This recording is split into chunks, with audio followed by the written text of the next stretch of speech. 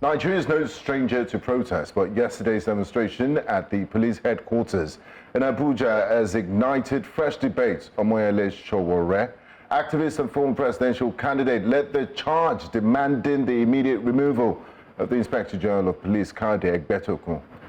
The protest highlights growing dissatisfaction with the leadership of the Nigerian Police Force. This morning, we break down the reasons behind Sowore's call for IGP Egbetokun's removal and the broader implications for Nigeria's security apparatus. Joining us this morning for our discussion is Mr. Omoyele Sowore, Convener, Revolution Now Movement. A warm welcome to you, Mr. Sowore, and thanks for joining us on Breakfast Central. Thank you so much for bringing me. Everyone. Thanks for being here. Why have you decided to take it upon yourself to protest the continued stay of IGP Egbetokun as Inspector General of Police when the Police Act of 2024 amended allows the occupant of the office to remain and complete the original 4-year term granted under Section 7 and 6 of the Act? That's the defense from the Nigerian police.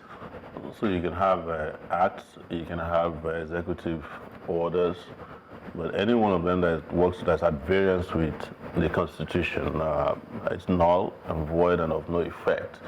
And I am not a believer in the Nigerian Constitution. Let me make that clear, because it's a military constitution, and I've always said that that document needs to be taken out of existence, part of the problem.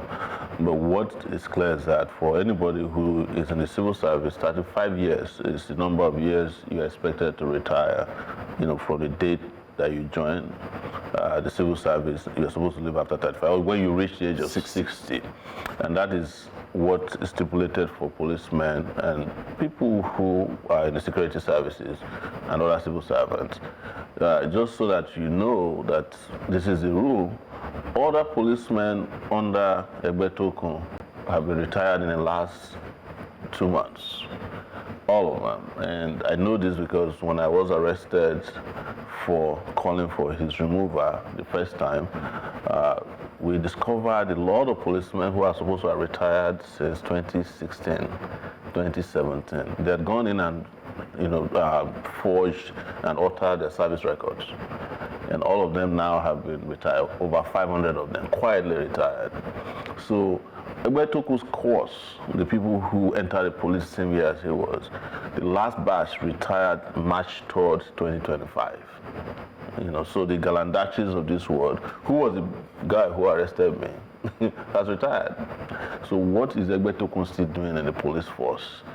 If they are so interested in him as one of their political allies, they can take him to customs where there's room for a non-custom person to lead. But even then I will oppose them, because when people are retired and tired, you can give room for fresh hands. The other part of it has to do with fairness, that the Nigerian Police Force has so many officers. Over 350,000 people are in the police force. Are you telling me that out of these 350,000 people who have worked in different departments, training, logistics, mobile police, you can't find a person who has not retired to lead the police force? That's the problem, and it's not only applicable to the police. The same thing is happening with immigration. The woman at immigration had also had her tenure extended twice. Now, but why are you not as vocal against immigration and like you are against the police? Because people think it's almost like a personal vendetta against Mr. Egbetokun. So let me admit that I have a personal vendetta against him, because he was the one who in 2024, and some of you don't pay attention to this, so I've been fighting for his removal since 2024, when we had End Bad Governance protests, and Egbetokun sent the police to go and kill people, and then arrested and began trying minors for treason. That was handled by the police force. People like that have no place in a sane society. People who are so callous to go and remove children from the streets of Kano, bring them to Abuja. You saw them, some of them malnourished, some of them almost dead, half dead. When you say that Egbetokun sent people to go and kill, sent the police to go and kill people, what do you mean? He's the Inspector General of the Police, the one who gave the order. He's the one who gave order for those minors to be arrested and brought to Abuja from Kano and Kaduna and began trying them for treason. You saw that. So that's for the minors, but not an outright order asking the police to kill people. No, an outright order to kill people happened also in August of 2020. Do you have evidence of that? Of course, there's evidence. The dead bodies are the evidence we have in Kaduna, in Kano. Why is everybody pretending that this didn't Evidence happen? that the orders came from the IG. Of course, anything that's carried out by a police officer shooting at people directly with live bullets comes from the top hierarchy. They typically don't do that. If they don't, then they will be condemned, arrested, of course. If you act out, outside of the orders given to you, you are punished and shown to the public that this is not how the police operates. But he ordered them, The other part, which is very important, is that another election is coming. Credibility for the police is important. You cannot have a police IG who says to you, my life changed the day I met the president, now be in charge of an election, especially when his tenure is expired. And that is suspect, that they want to use him for a special purpose in 2027. I'm not a big fan of the next elections or election cycles, but people are calling and asking for the next election to be at least transparent, free, and credible. And one of the major organizations responsible for organizing the election in Nigeria is not even INEC, but security agencies, particularly the police, because there must be a police or two in every polling unit. So what kind of reforms would you suggest in the Nigerian police? I'm not for reforms. I've always told you. So Nigeria has passed the stage of reform. So you think if they remove IGP Egbetokun, the Nigerian police will be better? No, of course. Yeah, so what changes then do you want to see in the Nigerian police? The changes, I want to see a brand new police force. A police force that's not only about policing, by the way, that also takes care of policemen and women. People who work for you to keep you safe every day deserve, pension. They deserve great salary. I've always said it that Nigeria is just a counterintuitive space. Otherwise, you have a police officer guarding banks who are themselves poor. You have police officers who are taking home 57,000 naira per month, and they are protecting millions of bullion vans on a daily basis. That's foolish to give somebody a gun and not pay them. You have just employed an armed robber or a potential one. So I am for that. But the policing that needs, you see, all the security issues we are having in Nigeria today is as a result of the breakdown of our police force. Otherwise, you will not have soldiers doing traffic work on the street. Soldiers have no business within Nigeria trying to help you fight terrorism and Boko Haram and Lakwa or kidnappers. It's the job of the police. But what I have discovered in my foray into this struggle for and against a terrible police force is that the command structure of the police has also broken down. Trust me, you can go to Abuja, headquarters of the police, and a junior officer can dictate to a senior officer depending on how close he or she is to the IG or the DIG or AIG. So if you don't handle all of this to the bottom, you cannot have a police force that protects you. But the policemen also need logistics. They need support. I give an example that there are police stations that have up to 500 men. Do you know how much their quarterly allocation is? 30,000 naira. How do you spend 30,000 naira to manage a police station that has 500 men? So at the end, you find all the policemen, majority of them are just like, what they are doing on the road is to say, look, I want to get my gratuity before my pension. That's what they are doing. And it is because everyone is doing it from the bottom to the top. In fact, the bottom ones work harder than the top people, because the bottom ones will have to go and raise money on the street, extort, harass, and they have to give to the ones at the top who are sitting pretty in their offices, practically doing nothing. So it's not just a problem of the character of the police, it's also a problem of how to fix how these policemen are well remunerated, compensated. There's nobody in the police force who should die and have their family driven out of the barracks the following week. So if I were president of Nigeria, a policeman would have a life insurance, because they are putting their life on the line. If they die, they should not get less than 20 to 30 or 50 million naira to help their family, and some sort of pension to keep the family going, because these people have put their, and I'm not patronizing police, because there's nobody, maybe there are only a few people in Nigeria that have been beaten up and roughened up and tortured like me by the police. Before anybody knew about SARS, I was detained at SARS in 1998. in this Ikeja. You know, I know all the areas up until when I left in 1999, from area A to G, F, and the rest of them. I know there are more areas now. So the police has not been my friend. But that is not to say that we should not be talking about their well-being, because without their well-being, you can't have security in the country. There are 350,000 policemen in Nigeria. I think they have the largest in terms of population of all the security agencies. So you abandon that, you're just putting yourself through perilous times in terms of security. But do you by any way, by any chance, have the support of some of the police officers in this push that you're doing in terms of ensuring that there is a reform, a change in the police system, they get more than what they deserve?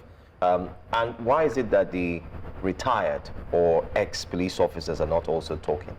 Oh, ex-police officers are talking. You see, the way the police force or the security forces set up do not allow them to freely speak. In fact, the only reason why you can figure out how policemen are supporting you these days is through social media. There are very many on social media. And my own research is that when it comes to the police, Nigerian Police Force, they are more on Facebook. Yeah. And the most senior officers are on Twitter, of course with fake names, on both accounts. So, but they monitor all these things. I am not looking for their support because I'm not planning a mutiny. Whether they support me or not, it doesn't matter. I was tear gassed last Monday by the same policemen that I've been fighting for. But I can tell you that since we started this struggle against Egbetokun, over 1,000 policemen have been promoted. Yes. Now we're watching, and they're still having of promotion exams. We're seeing visuals of you at the protest in front of the police headquarters in Abuja. How did that go, and were you able to present a formal letter to the representatives of the Inspector General of Police? And have you also, at any point, raised this issue of your stance against the IGP and also police reforms with Nigerian Police Service Commission or the National Assembly? All right, well, let's hold our thought. We'll have you answer that question shortly, but we have a video that we want to play. Let's take a look at this video and we'll come back to the conversation. That's the purpose of our economy. The Nigerian economy right now is not an economy that is designed for the Nigerian people. Right? It's an economy that is just what I would call esoteric. It has a special definition, it's designed for few individuals. Yes, to look as if it's some kind of special economy. But when you look at it, there's no substance to it. There's no value for the Nigerian people within the Nigerian economy. That is why when you ask our leaders what our economies are doing, they don't have any statistics to show to you locally. It's always some kind of external statistics or definition. Oh, this is what the World Bank said we're doing. This is what the IMF said we're doing. The IMF just told us that inflation has gone down. But you go on the street, the inflation has not gone anywhere. You are not paying people wages, what we call living wages. You are paying them minimum wage. The difference between living wage and a minimum wage is a minimum wage is a legally defined amount of money you are supposed to pay workers. A living wage is a minimally defined amount that a worker can survive on. So that's our first definition of how this economy should work, is paying workers what is legitimately theirs in terms of minimum wage. And that's why we define and say we're starting with 100,000 naira minimum wage for workers. Nigerian standard. Yes. That is, if you want to buy WAEC form for your child, you can pay for it that month. If you want to buy jam, you can pay for it. If you want to pay some fees, go to hospital, because we will also provide, free health care, universal health coverage for our people. It's going to be a welfare system, and that's where the economy is going to be for our people, because the money is there. We had a speaker yesterday, sorry you couldn't wait to speak, Femi Falana. Yeah, I was there, I heard him. And you heard him speak. And Femi Falana was saying that 60 billion was lost to one regulation in the oil sector. Martin. The regulation is simple. If you got an oil block some 10 years ago, you got a waiver not to pay royalties for 10 years if you dig up to a certain level. But So we had to go dig up that video and bring it back. In addition to what Benga has asked, that video, I took time to watch that as well. Surprisingly, some of the issues you raised are still ongoing till now. Yeah. So in addition to the question Benga has asked, if you've been able to reach out to the Nigerian Police Service Commission or the National Assembly. Yeah, my position is not driven by bureaucracy. Those are bureaucracies that already know about these issues. In fact, as I mentioned to you, the Nigerian Police Service Commission has been trying to retire some senior police officers since 2016 who ought to have retired but altered their service records. It wasn't until I was arrested and there was that hoopla, I think in February, that the Service Commission was able to go into a meeting the day after I was arrested and take the very difficult decisions they've been working to take for over 4 years to retire all those policemen. They're all retired now. People like Bernard Igwe, the guy who is in charge of legal in the police, all of them have all been retired now. Over 500 police officers were retired just at once. But there's one more man that needs to retire. That's the IGP. And that's why I said you are occupying the office illegally. And I want to look at Nigerians and tell you there is just no way we can continue to have illegal activities happen in our system, condone and endorse it, and expect the country to improve. Just you're talking about, you just showed a video of me and Idris Egbetokun. I wanted to bring that up. Whose record has been banned again? Banned now. So this tells you that Nigeria is not making progress. Who is still banning records these days? In fact, I'm happy the record is banned because more people are going to find out about it and listen to it. It's just, when I was in NYC in 1995 in Yola, I went to the studio of Radio Nigeria, and the only thing on the wall was Fela's music and a ban on it. It said, under no circumstance, I remember that. I hope somebody can get a copy of the poster. Under no circumstance should you play Fela's music on air in this studio.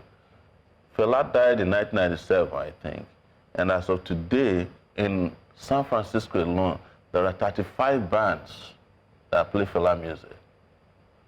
I was part of a group that did Fela on Broadway, not official, but I consulted for them.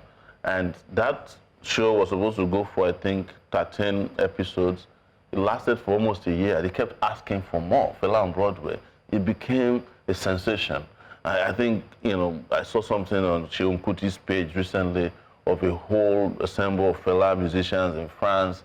Everybody's singing Fela music, and here we are trying to kill Fela, kill his music and his message. In fact, the first thing the government did when Fela died was to take over his original shrine. The shrine where Femi wasn't a race. He has a shrine inside where they call Computer Village now. If somebody was sensible in government, when Fela died, the entire Computer Village could have been cordoned off and made. People would be coming there. It would become a source of tourism and inspiration for others. They converted the place to a church, I think, at first, and then maybe it's now a Computer Village shop. Fela's shrine is the biggest. I think he's Nigeria's #1 cultural ambassador. Just to add to what you said. Yes. I went to Chile with Seun Kuti a few years ago, and I was in the middle. It was one of the moments I'll never forget in my life. We're in a place called Villa Alemania in Valparaiso in central Chile. And I know in that place, nobody would know who the Nigerian president is or who has been anybody. And they were singing Fela's music verbatim in the middle of the night, stadium. Wow. Yes, it's so, but look at what they did to Fela. Same thing, police beating him up. I remember one of the most, depressing videos I saw of Fela before he died was the NDLA harassing him. Bamayi. On live TV, it was NTA. Like, oh, what is that? Igbo, why are you smoking Igbo? And Fela was like, it's not Igbo, it's Nigeria's natural grass. But they were just harassing, they were trying to disgrace him over weight. And look at where cannabis is today. It has become also a global most powerful revenue-generating plant. And you've said that if you're president, you're going to do a lot with it, right? Oh, Are you absolutely. still going to run for presidency? But anyway, that's a later conversation. Yes. Because you said you're not interested in 2027. Elections don't. I'm interested in excite you. today, you know. Today. Yes. Let's go back. What if are you planning to call for a one-on-one with the IGP just to meet with him and, you know, many have said If he's ready many to have said retire, you I'll should take meet with boxes, him. you know. Many have said you should just meet with him. No, if he's and ready express to your grouse that if you have he's ready to- rather than, you know, call him out. If he's ready to leave, I'll take a bunch of boxes. I will go to his office and help him pack. You know, I get him to go home safely. I can do that. But one-on-one to discuss illegality, that's not my job. So what's your next step with regards to the IG after that No, protest? wait, in so Abuja? the- Or how do you plan to continue We'll this protest? continue. I don't have to disclose that now, but we'll keep doing this until he leaves. You know, it's for me, you know, it's like you tried to raise earlier, maybe it's personal, it's not personal grudge. You know, I've seen a lot of policemen who beat me almost to death, and when they retire, they're like helpless. Some policemen that try to kill me, I've helped them before. When I found out after this, the guy who was the area commander of you know, the police unit on Western Avenue around Surulere, he was one short guy. He was mean to us when we were at University of Lagos. He always deployed. He would come and beat you up personally, pick you up. And when he retired, you know, somebody reached out to me that he couldn't afford medicine. And that's a shameful reflection of Yeah, what and I'm the not Nigerian police shaming him, is but- experiencing, Yeah. because you shouldn't have served your country Yes, and not for be that able to long- live a decent life, which is in a Exactly. way part of what yeah. you're pushing for. But Yeah. I also want to go back. You mentioned being tear gassed on Monday. Let's talk about the Take It Back movement and the advocacy against the Cybercrime Act. How far are we on that journey, and what do you think should be the next steps from here? And why is it important to even have that conversation? Well, you know, we can't have democracy and remove one of its legs. And one of the legs of democracy, practically speaking, is ability to speak and choose. I have referred to a comedian, Oke Bakassi. He made a short speech Yeah, I saw one that day. video. You know, it sounded funny, but it was very, very apt, where he said, well, if the military show up today and take over power from civilians, which I would never support, he said the first thing they will say, what are you people not speaking up for Everybody us? come out. You know, if they go and clamp them up, you know, put them in jail, like they are doing in Niger, you know, where they've kept the former president in jail, everybody will say, where's Sowore? Where's Falano? Where's Shrika? Tell them to speak for us. Anytime, by the way, which is interesting, anytime these people have problems amongst themselves, the first person they try to reach is us. Speak for us now. Civil society. Civil society. You know, or they reach us journalists. You know, I'm a lousy journalist. They say, Sowore, let us put this thing on Sahara reporters, and they have nearly killed me. Interesting. They have collected my land. Let me give you an example. Ondo State, there was the Attorney General in Ondo State. He was the one who prosecuted one girl at the time during NSAS and put her in jail, pregnant. 3 days ago, he reached out to me through a top because he can't come to me because of this despicable past, that they want to destroy his house in Ondo State, Akure Alagbaka Estate. Is Sowore not going to help us? I said, but we're trying to reach you the other day when you were doing injustice to a child. Yes. He fought me at that time. But he was a former activist. You know, all these activists, the moment they get into power, forget it, they lose their mind. You know, I don't want to mention his name, but I was like, I told the person, so now he believes in the power of our speech and our credibility to fight for them. So you will always need good people. So the best thing you do, if you're in power, empower greatness and goodness in your society, because you're going to need it. I want to ask you a question. Yes. Some people have the perception that, you know, you can't see any good in government, you don't highlight anything positive. Are there any politicians that are doing things right? Your brother currently serves with the Ondo State government. Apart from, does that affect your relationship in any way? And is that true that you don't like all politicians? You know, if I wanted to be pleasing people, I wouldn't have come out as Sowore. I would have come out as an ice cream, so I can make people happy. But if there was anybody that is doing good, I don't even need to be the one talking about it. There'll be enough people saying this person is good, to the point that if I'm the one saying that the person is not good, I'll be overwhelmed by those who feel and understand that they are good. So if anybody wants people to be praising them, they should do good and see how many people will come out for them. But he wanted to mention about my brother. I don't want to skip that. My brothers have been doing my household, you know, where I have 15 brothers and sisters combined. Yes, my dad had over 21 kids. 15 of us are still alive. And the first child, you know, don't ask me if I know their names. But yes, 2 of my brothers are in Ondo State. In my household, they're in different political parties. Our household is most open-minded. So one of my brothers is in APC, one of them is in PDP. You had one of them on the show as well. Yes, you must have met them. A lot of them are lawyers, you know, my younger ones.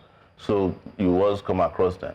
But when it comes to the principle of fighting against government, we always butt heads. You know, I won't be surprised if one day the Ondo State governor says to me, says to you guys, he said, I want Sowore's brother to come and confront him on your show. And I'm praying for one of them to come. We're going to set that. Yes, we'll set that. Mr. Omoyele Sowore, thank you so much for joining us. Thank you. I'm sure that we would expect to see more protests. People would say that, we've been seeing some of the reactions on YouTube as well. They're saying, oh, you're the one championing the revolution. People wonder what keeps motivating you, even with the blackouts, the restrictions, and the tear gas. And the fact that they seize my passport they've seized my passport again, so I can't. Anyway, we look forward to having you again, and thank you for always honoring our you invitation. Thank you.